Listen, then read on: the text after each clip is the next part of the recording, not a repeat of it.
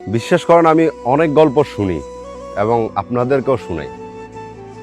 মাঝের মধ্যে একটা গল্প আসে যেটা আপনাদেরকে শোনানোর জন্য আমি অধীর আগ্রহে অপেক্ষা করি যে কখন এটা আপনাদেরকে শোনাবো। নিজের জীবন থেকে জাস্ট কয়েকটা মিনিট দিয়া আজকের এই ভিডিওটা দেখবেন। আপনার জীবন যদি পরিবর্তন না হয় তো আমারে বলিয়ে, এবং এই গল্পটা আপনাকে এমন শিক্ষা দিবে যেটা হয়তো দুনিয়ার মধ্যে কোনো বই আপনাকে শিক্ষা দিতে পারবে না। ছেলেটা তার বাড়ির পাশেই একটা মেয়েকে অনেক বেশি পছন্দ করত। মেয়েটা ছিল ক্লাস 7-এ পড়তো ওই টাইমে, এবং ছেলেটাও যে অনেক বড় এমনটা না, বাট কিভাবে মেয়েটাকে বলবে এটা বুঝে উঠতে পারতেছিল না। তো সে কি করলো, দুইটা মেয়েকে দিয়ে অনেক সাহস করে তার ভালোবাসার সে মানুষটার কাছে প্রস্তাব পাঠালো। যদিও প্রথমে ওইভাবে রাজি হয় নাই, কিন্তু একটা সময় রাজি হয়ে গেল। দেন তাদের মধ্যে রিলেশনশিপ চলতেছে, বাট একটা শর্ত ছিল দুজনের তরফ থেকেও। ছেলেটাও বলছে এটা এবং মেয়েটাও বলছে যে এই জিনিসটা যাতে কেউ কখনো না জানে। যদিও মেয়েটা বলতো যে যাতে সবাইকে বলে তার ফ্রেন্ড সার্কেল, কিন্তু ছেলেটার কথা হলো কাউকে বলার দরকার নেই। তো এভাবে রিলেশনশিপটা অনেক ভালোভাবে চলতেছিল। মোটামুটি 5 বছরের সম্পর্ক ছিল। একটা সময় দেখা গেছে যে সে পড়ালেখা করতো, সে চিন্তা করতেছে যে আমি যদি পড়ালেখা করি ওরে আমি পাবো না, কারণ ওর ফ্যামিলি মানে সেটেল ছেলে ছাড়া ওকে বিয়ে দিবে না। আর এই জন্য ছেলেটা নিজের পড়ালেখা ছেড়ে সে কি করলো, ঢাকাতে জব করা শুরু করলো। ঢাকাতে কি জব করতেছে? এসি ফ্রিজের কাজ, যেটা বিশেষ করে মিডল ইস্ট কান্ট্রিগুলোতে অনেক বেশি চাহিদা থাকে। দেন সে ওইটা শেখা শুরু করলো এবং ওইগুলো করতেছিল। আর নিজের টাকা পয়সা যেটা পাইতো ওইটা মেয়েকে দিত, বিভিন্ন গিফট, বিভিন্ন এটা সেটা, ওই যে বাড়ির মধ্যে ওই মেয়েগুলার দিয়ে পাঠাইতো। তো অনেক সুন্দর মতো চলতেছিল। এরপরে যখনই সে বাড়িতে আসতো, মেয়েটা তার ছাদে দাঁড়াইতো, ছেলেটা একটা নজর দেখার জন্য অবাক হয়ে থাকতো, এবং মেয়েটা আসতো, তাকে দেখতো। বুঝতে পারতেছেন এই মুভমেন্টগুলো কেমন হয়। সে কিন্তু তার বেস্ট ফ্রেন্ডদেরকেও কখনো এই রিলেশনশিপের কথা বলে নাই। একটা সময় হঠাৎ করে ছেলেটা ঢাকা থাকে, তাকে বাড়ির থেকে ফোন দেওয়া হয় যে মানে ওই মেয়েটার বিয়ে। এটা শোনার পরে ছেলেটার পায়ের নিচে জমিন সরে গেছে। সে সাথে সাথে বাড়িতে আসলো। আসার পরে যত চেষ্টা করতেছে মেয়েটার সাথে কন্ট্যাক্ট করার জন্য, কোনো মতেই পারতেছিল না। সে যে মেয়েগুলার মাধ্যমে সম্পর্ক করছিল ওই মেয়েগুলারও পাঠাইছে ফোন নিয়ে, যে ওরে বলিস এই ফোনটা দিয়ে যাতে আমার কল করে, ঠিক আছে। কিন্তু তারপরও মেয়েটা কোনো রকম যোগাযোগ বা কথা ছেলেটার সাথে বলে নাই। তো ছেলেটা কোনো রকম কোনো কিছু না পেয়ে তার মাথার ভিতরে কাজ করতেছিল না যে সে কি করবে বা মেয়েটার সাথে কথা কেমনে বলবে। তো মেয়েটার যে বড় ভাই ছিল, ওই বড় ভাইয়ের সাথে এই ছেলেটারও অনেক ভালো একটা সম্পর্ক ছিল, বিকজ বড় ভাইটা একটু ফ্রেন্ডলি টাইপের ছিল। এলাকার মধ্যে সব ছেলেদের সাথে তার একটা ভালো বন্ডিং বা ভালো সম্পর্ক থাকে, এরকমটা হয় কিন্তু। তো মেয়েটার ভাইকে ছেলেটা কোনো কিছু না পেরে মেয়েটার ভাইকে কল করে সব কিছু বলে দিয়েছে যে মানে আপনার বোনের সাথে আমার এমনি আজকে 5 বছরের সম্পর্ক, প্লিজ ওরে বিয়ে দিয়ে না অন্য কোথাও, আমি ওরা ছাড়া থাকতে পারবো না, ওর বিয়েটা ভেঙে দেন। মেয়েটার বড় ভাই এটা শোনার পরে থমকে গেছে যে তুই এসব কি বলতেছিস। বলতেছে যে ভাই সত্যি বলতেছি। মেয়েটার ভাই কোনো রকম এটা বিশ্বাস করতেছে না যে তার বোন 5 বছরের সম্পর্ক তো দূরে থাক কারোর সাথে ফোনে কথা বলতে পারে, বিকজ কখনো এমনটা হয় না।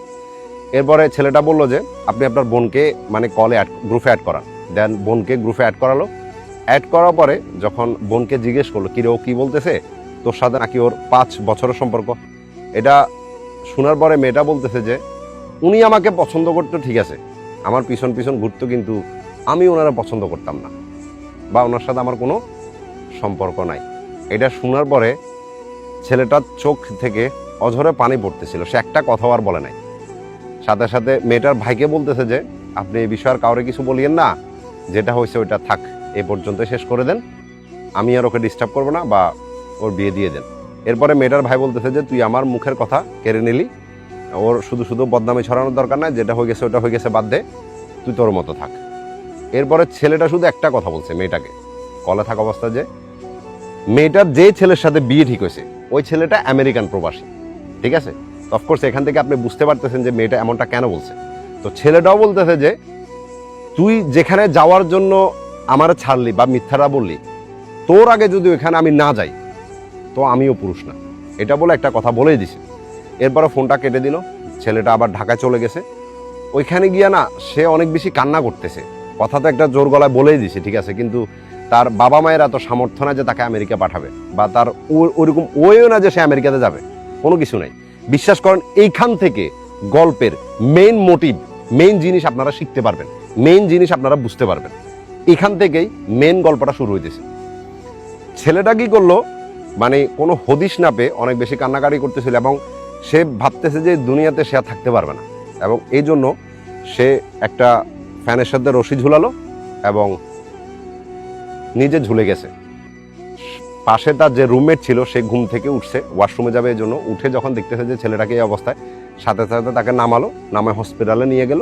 এরপরে মোটামুটি ছেলেটা আল্লাহর রহমতে সুস্থ হলো, এবং যে বন্ধুটা তার রুমমেট ছিল সে বন্ধু কি করলো, নিজের টাকা খরচ করে এই ছেলেটাকে কক্সবাজার নিয়ে গেলো ঘোরার জন্য, যাতে বিভিন্ন জায়গায় তাকে দেখার পর হয়তো মনটা একটু ভালো হবে। এরপরও সে কোনো কিছু বুঝতে পারতেছিল না, তার ভিতরে কোনো কিছু ঠিক হইতেছিল না।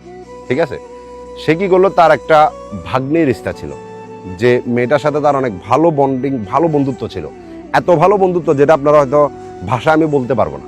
মানে ওই মেয়েটাকে গিয়ে বললো যে দেখ, তুই একটা সময় বলছিলে যে যদি আমি কখনো অসুস্থ হয়ে পড়ি তো তোর একটা কিডনি তুই আমাকে দিয়ে দিবি। আমি তোর কাছে কিডনি চাইতে আসিনি, আমি তোর কাছে একটা জিনিস চাই। বলতেছে যে কি, বলতেছে যে তুই তোর স্বর্ণ গহনাগুলা বিক্রি করে তুই আমাকে টাকা দে। এটা শোনার পরে সে বান্ধবীটা স্তব্ধ হয়ে গেছে যে কি বলতেছে ওইগুলা, এটা কি সম্ভব কিনা। বান্ধবী যেহেতু সে মোটামুটি সবকিছু জানতো, তো বান্ধবীর বলতেছে যে আমি ওরা এমনি বলছি যে ও যেই দেশে যাওয়ার জন্য আমাকে ছাড়ছে ওই দেশে আমি ওর আগে যাব।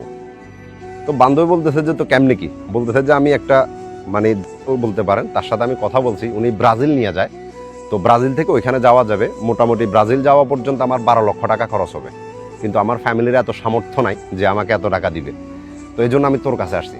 প্রথমে যদিও বান্ধবী দে নাই বা না করছিল, কিন্তু ছেলেটা বলতেছে যে বিশ্বাস রাখ, যদি আমি যেতে পারি তুই আমার যা দিবি তার থেকে ডাবল আমি তোরে দেবো। এটা শোনার পরও বান্ধবী বলতেছে যে আচ্ছা ঠিক আছে, আমি তোকে দিব যা।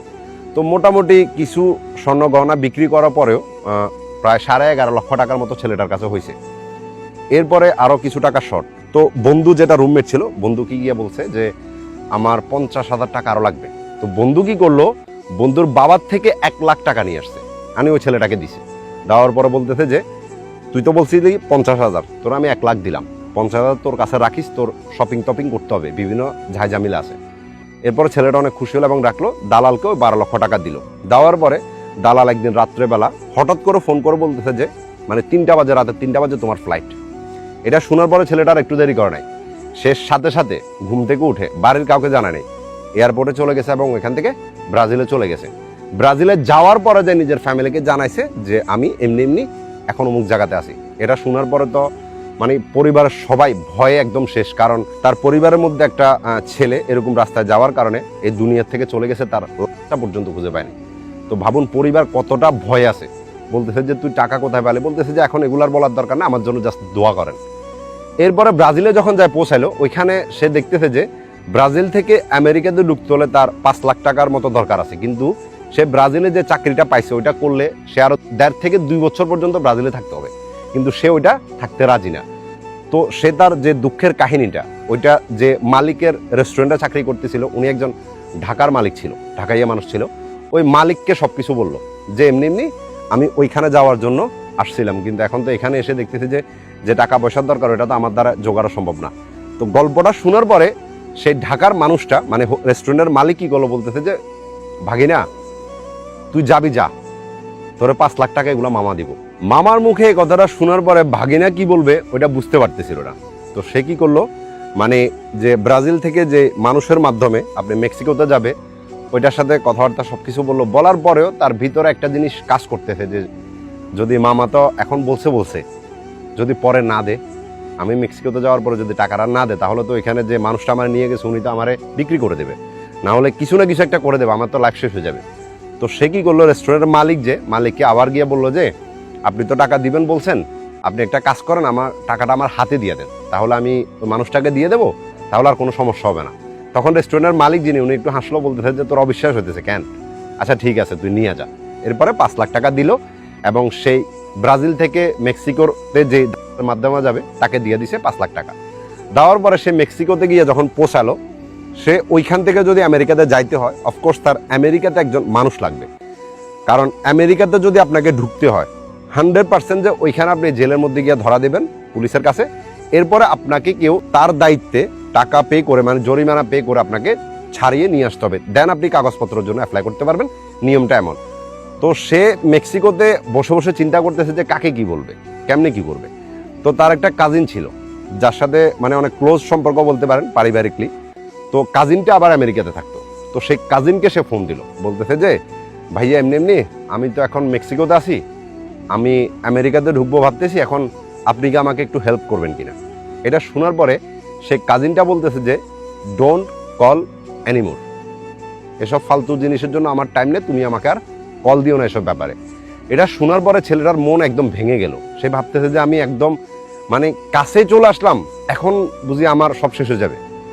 তো সে তার বাড়িতে বিষয়টা জানালো। বাড়িতে জানানোর পরে তার মায়ের একটা চাস্তো ভাই ছিল, তার মামার রিস্তা। তো ওই মামাটাও আবার আমেরিকা থাকতো। দেন তার মা সেই মামাকে ফোন করে সম্পূর্ণ বিষয়টা জানালো। জানানোর পরে তখন আমেরিকাতে থাকা সেই মামা বলল যে আপনি ওরে আমার নাম্বারটা দিয়ে দেন। এরপরে ছেলেটাকে নাম্বারটা দিল এবং ছেলেটা মামার কাছে ফোন করলো। মামায় বলতেছে যে তুই কোনো চিন্তাই করিস না, তুই শুধু আসার পরে তুই পুলিশের কাছে ধরা দে, বাকি যা হবে মামা দেখে নেব। মামার মুখে কথাটা শোনার পরে ভাগিনার ভিতর আবার জান ফিরে আসলো। সে সাথে সাথে আমেরিকাতে গেল এবং পুলিশের কাছে ধরা দিল। ওইখান থেকে তার মামা তাকে এসে প্রায় বাংলা টাকায় 20 লক্ষ টাকার মতো জরিমানা দিয়া ভাগিনাকে ছাড়িয়ে নিয়ে আসলো।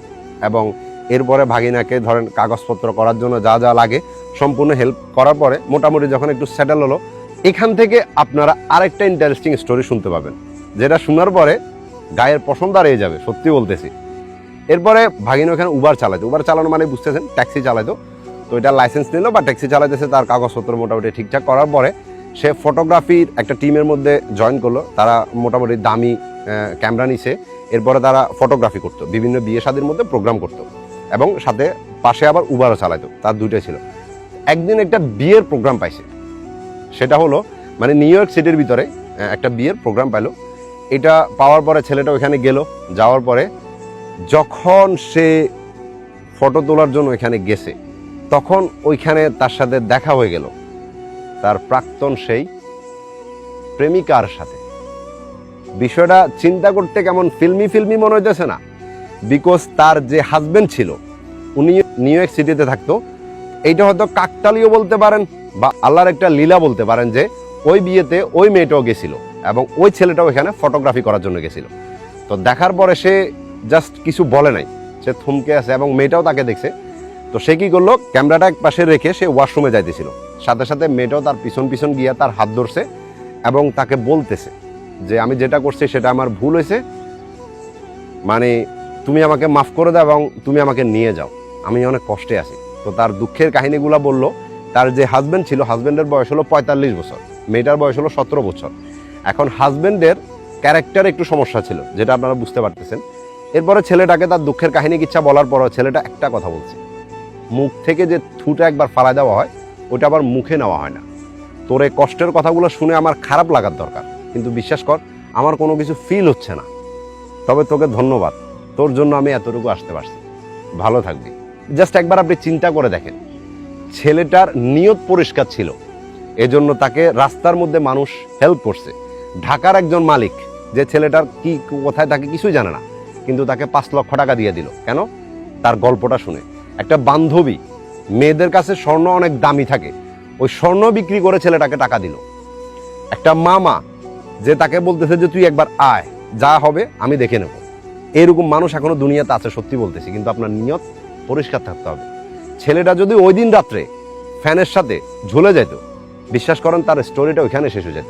কিন্তু আল্লাহ যেমন করে হোক তাকে বাঁচাই নিছে। একটা বন্ধু যে তাকে 1 লাখ টাকা দিয়ে দিছে, তুই যা।